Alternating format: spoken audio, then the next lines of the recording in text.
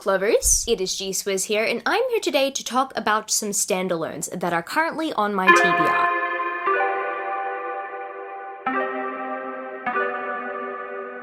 If you didn't know, this is a 7 on Sunday topic, and I am the host of 7 on Sunday. I will link the Goodreads page down in the description where you can check it out and you can participate in a topic in the future, or you can suggest a topic. Now, earlier on this year, for our 7 on Sundays, we did do recommendation videos based on standalones, whether they were duologies, trilogies, longer series, all that stuff, etc. I never made my standalones recommendations video. Actually, no, I filmed it. I just never edited it nor posted it because I didn't enjoy filming it. I'm not necessarily a big standalone fan, and the video did not feel that authentic. If I want to recommend standalones, I want to recommend them when I have all confidence in them. I don't want to spend like 5 minutes talking about the invisible life of Addie LaRue and then skimming over the rest, which is essentially what I did in that video. And you know what? That just comes to show that I need to read more standalones. I am often asked about standalone recommendations because so many more people out there feel comfortable reading standalones, whereas I'm definitely more of a series devourer. And as I mentioned on my channel previously, I used to be intimidated by companion series, and I only just recently did a companion series recommendations video. So it has been a journey, and I'm slowly getting there. This all being said, I'm so happy to say that in this video, there are enough standalones for me to look at and think to myself, okay, do I want to read them? Also, I own enough standalones to make a video right now talking about a standalone TBR. I mean, yes, probably so many other booktubers are out there reading standalones, recommending standalones, have more standalones on their TBR, but this is a start for me. So I'm making this video in the hopes that I will get to these standalones sometime soon, but these are the standalone novels that I do want to prioritize going forward because pretty much all of them are on my physical TBR. So I guess without further ado, let's get straight into this TBR filled with standalones. So the first standalone that I have at the top of my pile, I actually DNF'd this book 50 pages in, and it was probably because I wasn't in the mood. So I actually started this book whilst I was on vacation like 2 years ago. I was not in the mood to read another book that year, and I say that year because it was slowly getting toward the end of the year and we were doing a staycation and whatnot, so I wasn't in the mood to read, even though I did want to bust my boredom. Unfortunately, I did not continue on with Gods of Jade and Shadow by Silvia Moreno Garcia. I've wanted to read many books by this author. I've wanted to read Mexican Gothic. I've also wanted to read,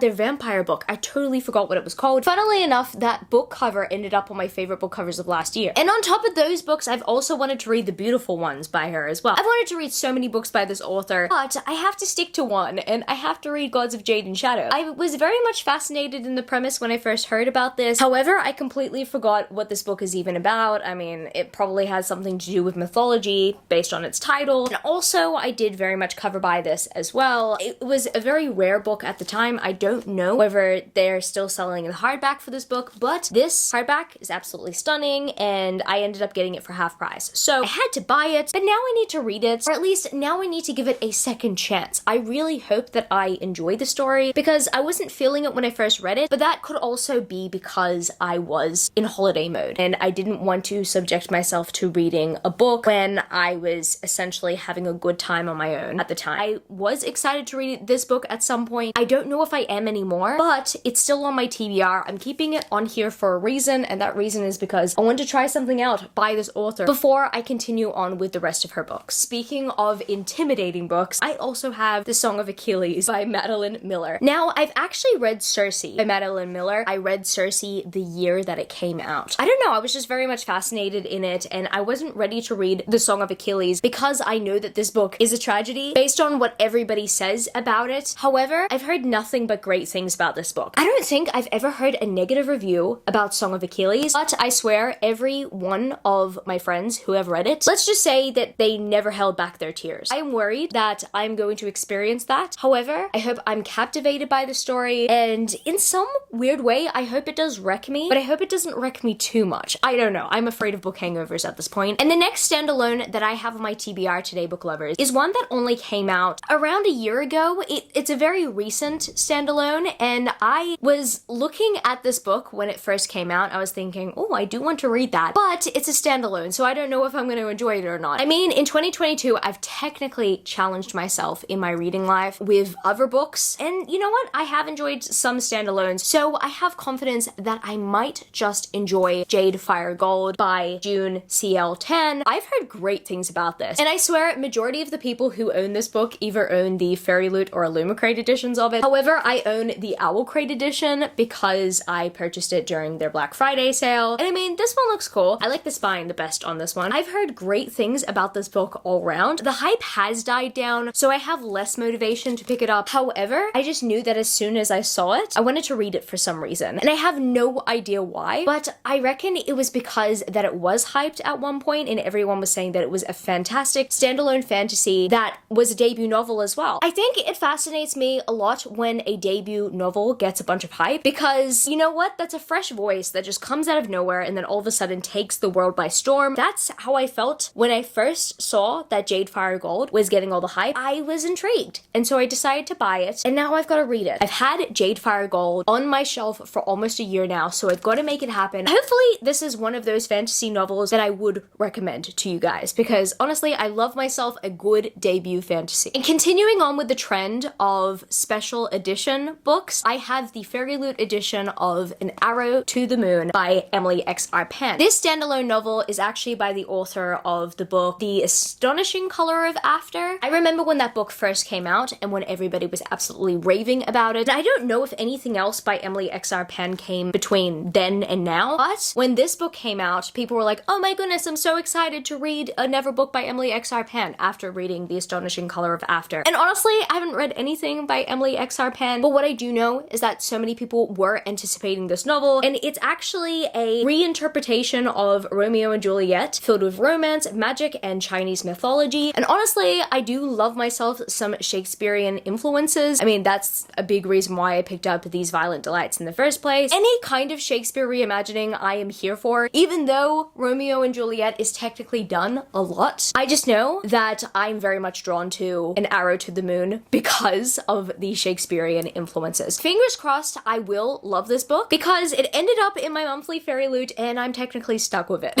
In all seriousness, this book is absolutely aesthetically pleasing. I'm like absolutely obsessed with the Fairy Loot edition I have, and I really hope that I love it and I can recommend it to you guys. And yes, of course, you guys already know me when it comes to special editions. I also want to read A Lady's Guide to Fortune Hunting by Sophie Irwin. This right here is the Illumicrate special edition of this book. Unlike majority, maybe all of the books that I mentioned, this one is solely a historical Regency romance. It's not fantasy from what I know. I don't know whether there's like magic in here, but what I do know so far is that this book is definitely focused on being a historical romance, and honestly, I don't really know anything about it. All I know is that Illumicrate loved this book so much, they wanted to make their own customized special edition of it. I'm happy I snatched it up because this is a very pretty book, but like, why am I buying aesthetically pleasing books if I'm not gonna read them? That's gonna change, so I've gotta read this book. And also, I mean, I do eventually want to read the Bridgerton books. I know that they aren't the best compared to the TV show to some people. I mean, I know that some people are fans of Bridgerton, and there are others in the Bridgerton fandom that do prefer the TV show. However, I do want to read the books at some point because once again, I have Illumicrate special editions of those books, and they can't be left unread, you know? I feel the exact same way with A Lady's Guide to Fortune Hunting, so I might give this a try first and we'll see how we go. Yeah, I'm just like absolutely obsessed with this edition, but it's a standalone that I need to get to. And the next standalone I've got to put on this TBR today, book lovers, is a standalone that I only just recently received. It's a book that I did not know I wanted to read until I received it in my Fabled subscription. Yes, guys, this is the very first in the new Fabled Night subscription service. I ended up receiving Kingdom of Villains by Ella Fields. I did not know that Ella Fields was an Australian novelist, but I found out she was when they were giving the sneak peek. I was like, whoa, are you serious? And as I mentioned, this is the Fabled Nights special edition. I am like absolutely obsessed with it. It looks absolutely gorgeous. And what I know so far is that Kingdom of Villains is a fantasy standalone that is considered dark fantasy. I don't know whether it's on the smart end of things, but what I do know is that it is definitely new adult. I don't know if this was a reimagining of something. I'm going to assume for some reason it has some Beauty and the Beast-esque themes because it has to do with a monster / a bloodthirsty beast. I did want to read The Savage and the Swan, which is also by Ella Fields, but I do not own that book yet. I hope I like this one enough to read more books by her. I have heard of her before, but this is the first book I've received from her. You guys could obviously tell that I pretty much know nothing about this book except its title, its author, and some of its premise. I should have looked into it more. But what I just realized about the pages is that there are actually dragons on the stenciling, if I can show you that. So it might also have to do with dragons. What I do know is that I mostly wanted to read this book because I wanted to try a book out by Ella Fields. Fingers crossed I will get to it sometime soon and let you guys know how I go with it, and we can see together whether I gel with Ella Fields' writing or not. And the next standalone novel that I have on my TBR is Tomorrow and Tomorrow and Tomorrow by Gedsavanh. I remember back in the day when I first started watching BookTube, everyone was raving about The Storied Life of A.J. Thickery by Gedsavanh, and I felt like I was missing out because I didn't end up reading it. I never saw it in bookstores at the time, but you know what? Now that Gedsavanh has written a new novel, maybe it's back in bookstores, maybe I do need to give it a try. It sounds very wholesome, but I do know that I wanted to read that book. And then all of a sudden, I found out that this novel was coming out, and then I saw it in person. I fell in love with the cover, and I needed to know what it was about, and it looks like it's some sort of second chance romance, or it's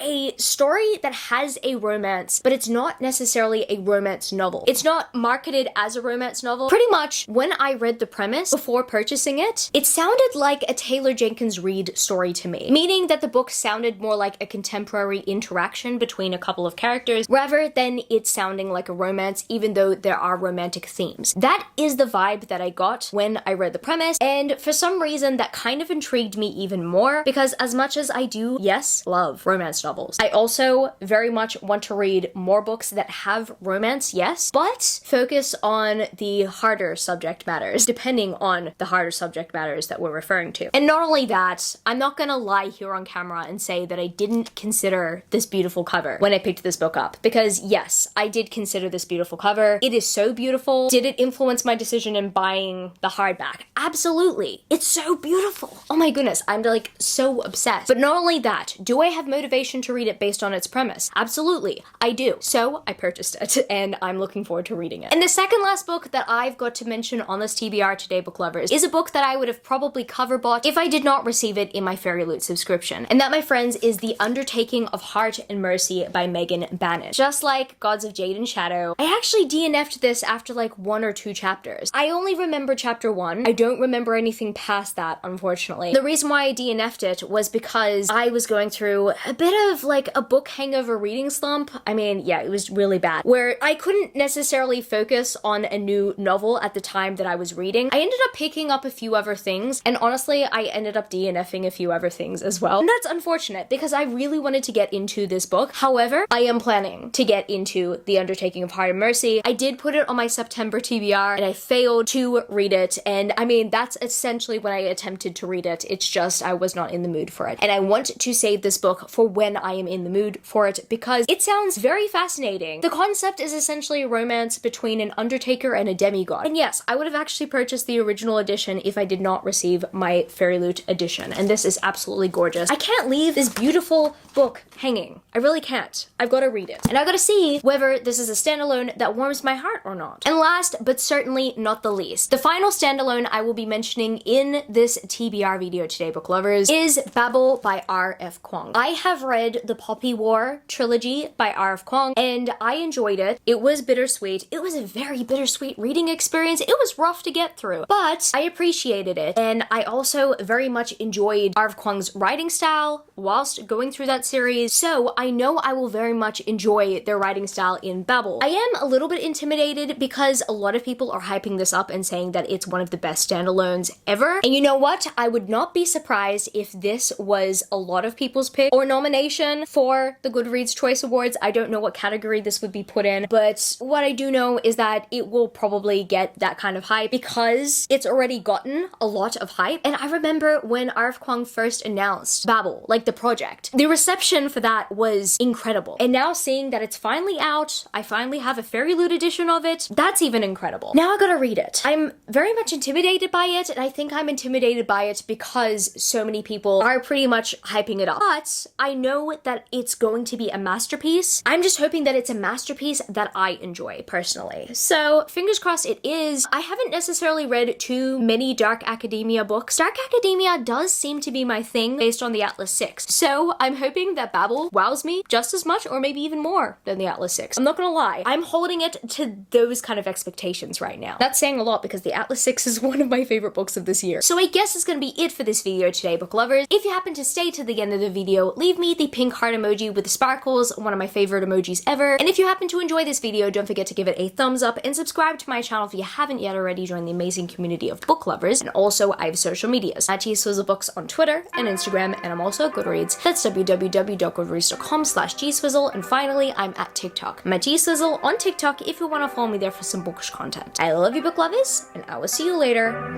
Peace. Started out with half and I flipped it in a double. Started out with half and I flipped it in a double.